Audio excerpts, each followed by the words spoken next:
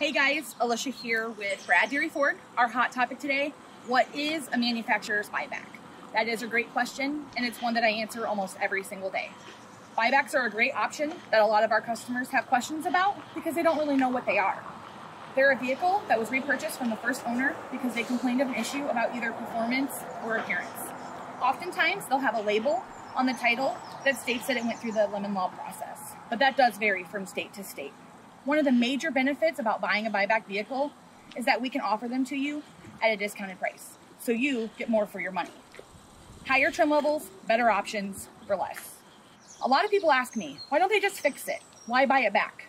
That's another great question. The answer is simple.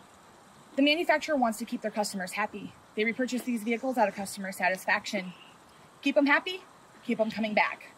They are required by law to inspect the vehicle and make any repairs needed to bring it back to manufacturer standards. Also, Ford does provide you with 12 months, 12,000 miles of warranty from the day that you buy the vehicle. On top of all of that, once we get it here, it's thoroughly inspected again by our certified mechanics. If you have any questions, want to check out our financing options, feel free to give me a call at 563-334-1711.